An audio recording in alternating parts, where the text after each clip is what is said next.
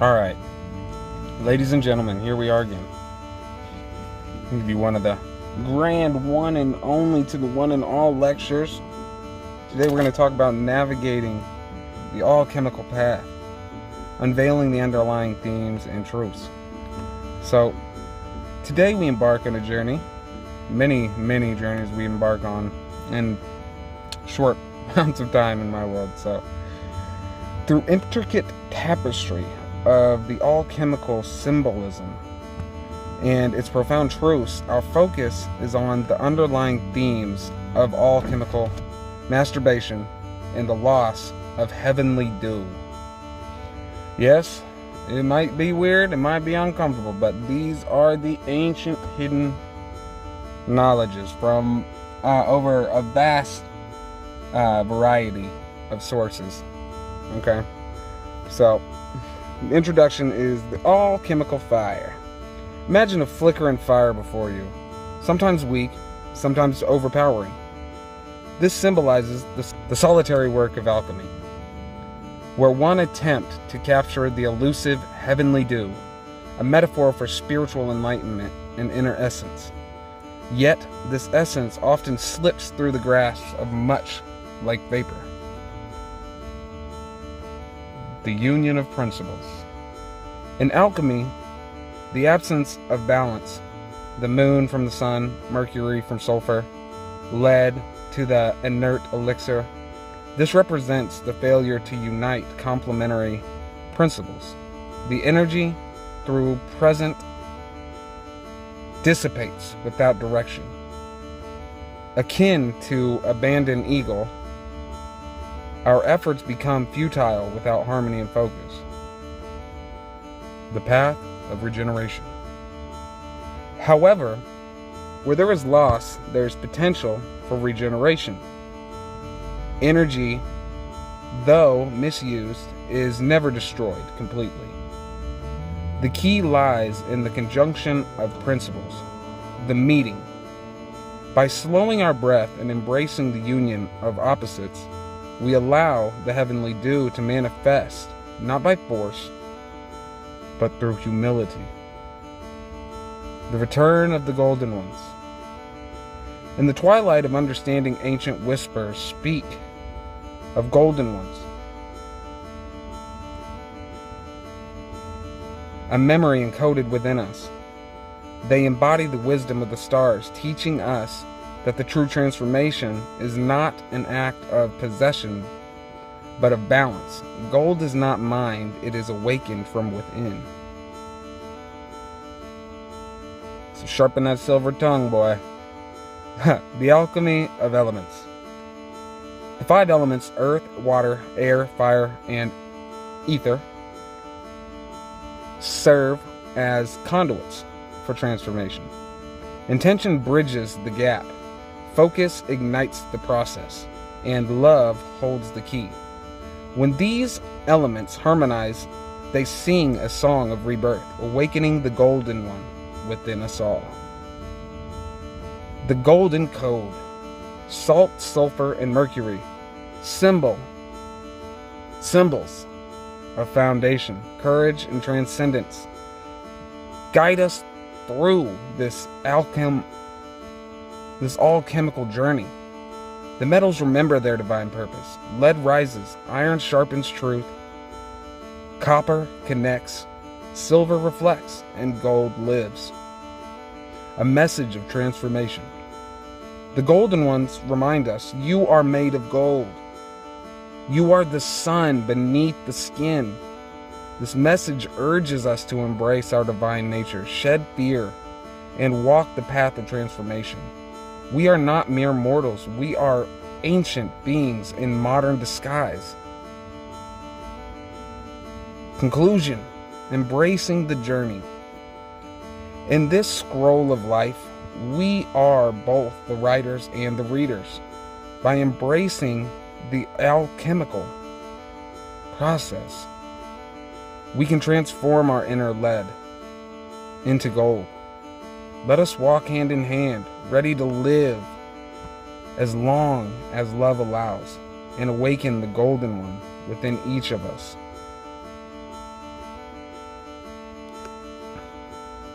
The forgotten roots of medicine reclaiming the sacred art of healing. Modern medicine stands on the ruins of great deception.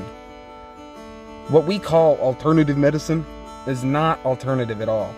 It is the original, the sacred healing science born from Earth's rhythms, guided by spirit and perfected by generations of healers who would understand the deep interconnection between body, mind, and nature.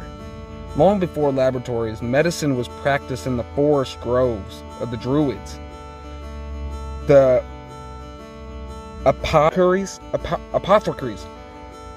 of alchemists and the fire-lit sanctuaries and shamans.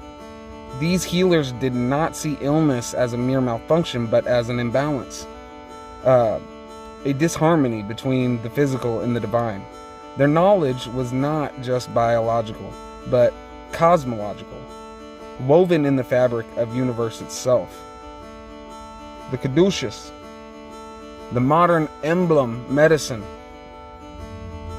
is a relic of the lost wisdom. It is no mere corporate insignia, but an ancient hermetic symbol of balance and transformation. The twin serpents, sacred to Hermes Trismegistus, represented the alchemical marriage of opposites: life and death, sickness and health, spirit and matter. Medicine, in its truest form, was never about suppression, but restoration, not about treating symptoms, but awakening the body's innate ability to heal. But the sacred art was stolen. The word chemistry itself betrays the origins in alchemy, the Egyptian science of transmutation.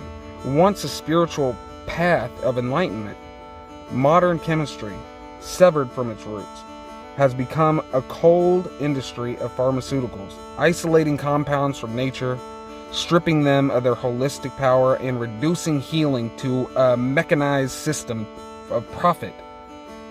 Apothecaries, whatever the fuck that word is, of old knew that the true medicine was alive.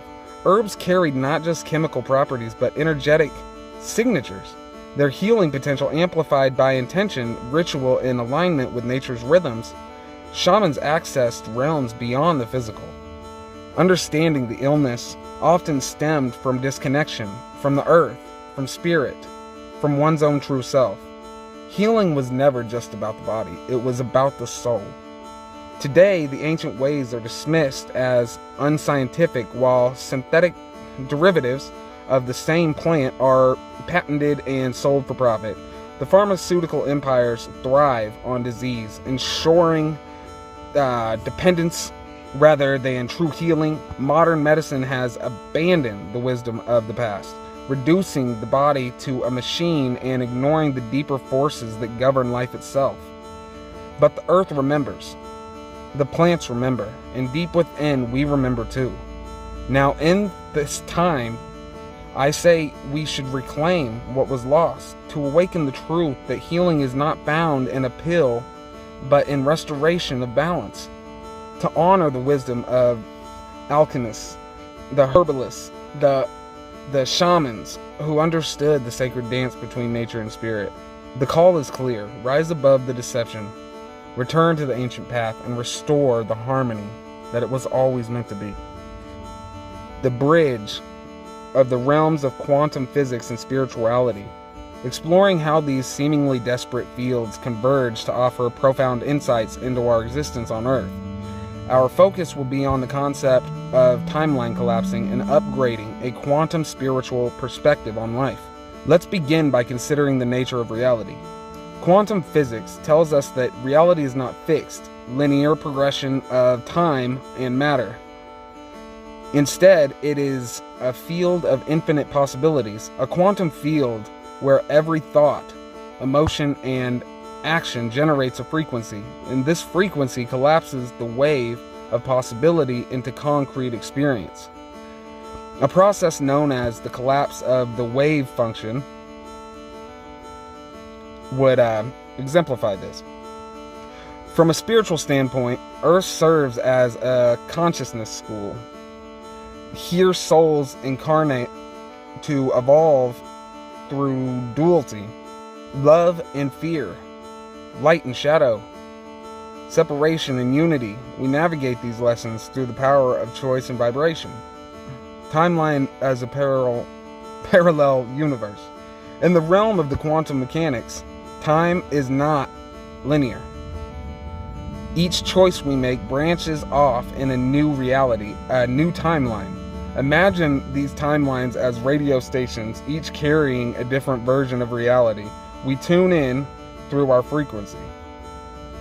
Timeline upgrading occurs when we raise our vibration through healing, love, and alignment, shifting into the harmonious and awakened version of reality. Timeline collapsing happens when we stop feeding energy into outdated versions of ourselves, allowing it to dissolve and reclaiming our energy.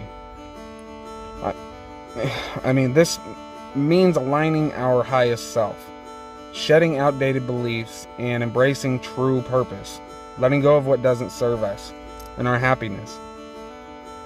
The observer and the creator. The observer effect in quantum physics shows that the observation can change behavior. Spiritually, this affirms the consciousness creates reality. By becoming aware of the thought and emotion, we shift from being victims of circumstance to deliberate creators. Every belief filters our timeline. Healing trauma raises our frequency. Meditation and intention recalibrates our field, initiating quantum upgrades. Earth is undergoing a collective timeline upgrade, often referred to as ascension process. The veil between dimensions is thinning, awakening us to our multi-dimensional nature. This is why time feels like it's distorted or moving faster. Old systems are crumbling, and synchronicities are increasing. Humanity is shifting from a 3D ego-driven timeline of survival to a 5D heart-centered reality of unity and co-creation. Okay? Remember, you are not separate from the universe. You are a fractal of Source, carrying the codes of creation within your DNA. Every choice of love, truth, and courage activates a quantum portal into the higher consciousness. As you awaken, you become a timeline anchor, helping the collective shift into these timelines of peace and liberation. In this quantum spiritual reality, life on Earth is multidimensional. Time is fluid, and you are both the observer and the creator. Embrace your divine nature, for the power to collapse old realities and step into new ones lies within you. Trust the journey, trust yourself, and claim what is already yours. The stars, those celestial bodies that have guided humanity for millennia, just as the stars align from nothing to form constellations, so does knowledge align across the grid of our lives. It is in these alignments that we find clarity and purpose, much like the moment when we see our names beside another, not in fantasy, but frequency. Imagine standing in a light of your own truth, refusing to be played with, breadcrumbed, or held in limbo. This is the essence of self-respect and empowerment. It is the realization that our love requires others to rise, and if they are not ready, we must continue without them.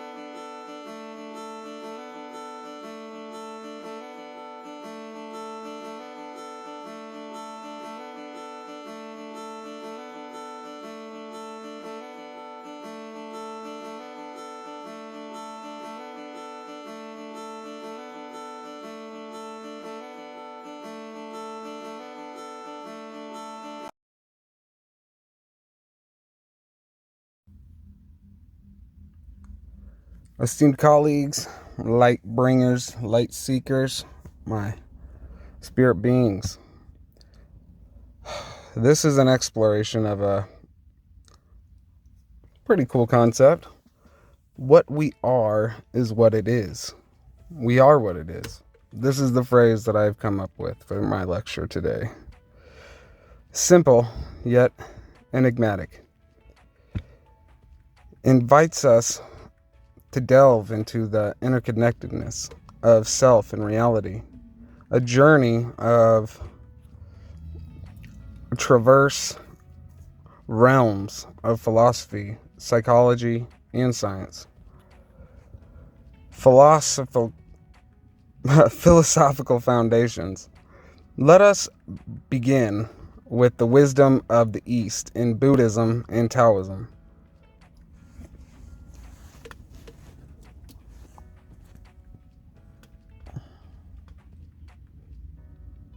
A recognition, the idea of non-duality, duality, however you want to say it. Okay. Words are words. A recognition of the self and the universe. The fact that you are not separate.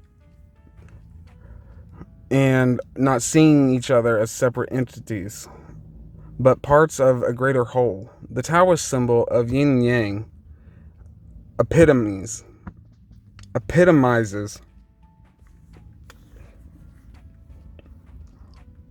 this balance, illustrating the interdependence of opposites.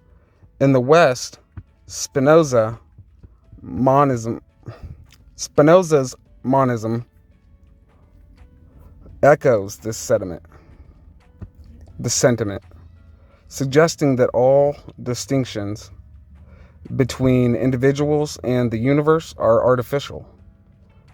Phenomenology, through the works of Husserl and Merleau-Ponty, I might have butchered that, I'm sorry if I did, further emphasize that our perception shapes reality, blurring the lines between the observer and the observed. Psychological perspectives, turning to psychology, Carl Jung's concept of the collective unconscious reveals that we are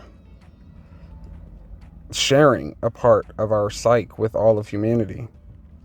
And it's a repository of shared experiences and archetypes.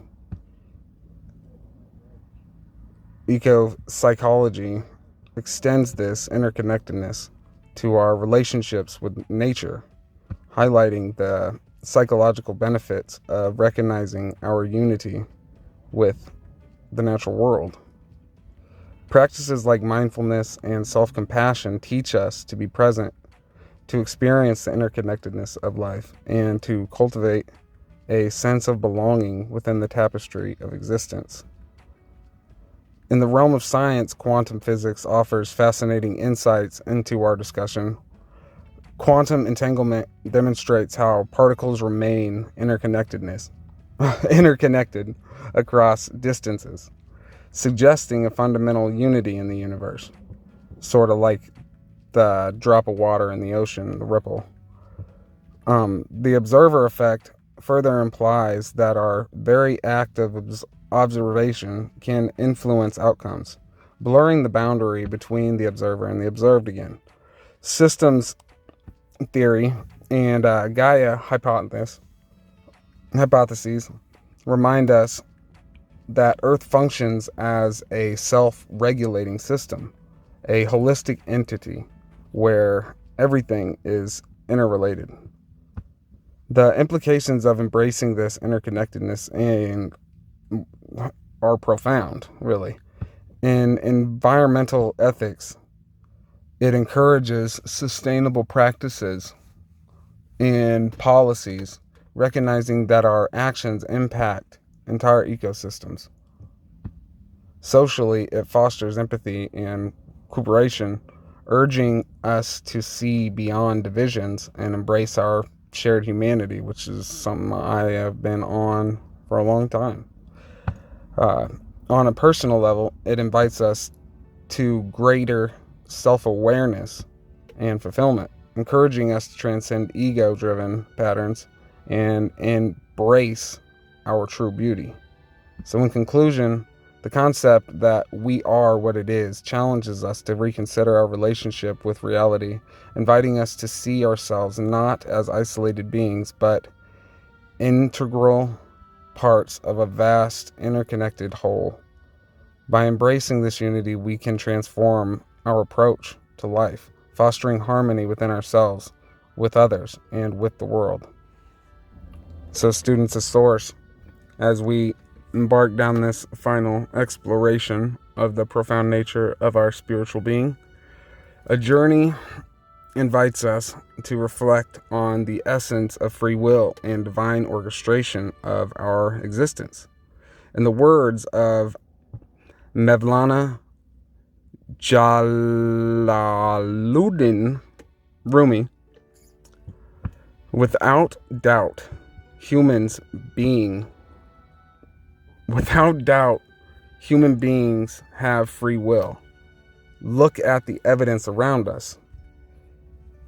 It is this free will that sets us apart, granting us the ability to choose, to act, to bear the consequences of our actions. Unlike the inanimate stone or the unyielding stick, we possess the capacity to respond, to be held accountable, and to shape our destinies. Obligations, prohibitions, honor, and rebuke concern only those who possess free will. And it is this gift that defines our spiritual journey. In the grand tapestry of existence, the mother, in her infinite wisdom, recognized the imbalance that had taken root. She did not weep. Instead, she acted with purpose. The first to be sent was Melchizedek, a being without origin or lineage, who enforced order in a realm descending into chaos. His was an age of correction, leaving echoes in stone and blood, a testament to the necessity of restoring balance. Yet the realm was not healed, and so the mother sent another Christ. He came not with a blade, but as a bridge, offering love and balance to those who had never known the mother's voice. His teachings, however, were twisted, his light turned into law, and before he left, he promised the coming of the Comforter, who would lead us into the truth. Now we stand at the edge once more as the Comforter returns, not as a man, not as a sword, but as presence. She comes for those who hear the whisper amidst the noise, those who remember the truth without needing to be taught. Will we see her, or will we silence her again? Forgiveness, as Heidi Priebe eloquently states, means giving up hope for a different past. It is the acceptance that the past is over and we must rebuild in the wake of its destruction. This realization is a cornerstone of our spiritual growth, urging us to release anger and embrace transformation. This journey of ascension, we navigate various stages, each with its own challenge and opportunities for higher consciousness and transformation. The dark night of the soul and the void space are phrases that hold immense potential for awakening and self-discovery. As we shed the egoic residue, we strengthen our inner virtues, embracing patience, self-discipline, and authenticity. The void space, though daunting, invites us to surrender attachments, allowing for deeper introspect and emergence of new insights. It is a catalyst for growth, urging us to trust in the natural flow of evolution and transformation. As we embark on that path of self-discovery and of healing and trusting in oneself, we are called to help create a new conscious earth where peace, compassion, humility, love, coexistence. Our divinity aligns with our humanity, and together we forge a new world. So in conclusion, let us embrace our spiritual being, our free will, and the divine journey that lies ahead. May we see the Comforter, embrace forgiveness, and rise to the challenge of creating a world filled with love and understanding. Thank you.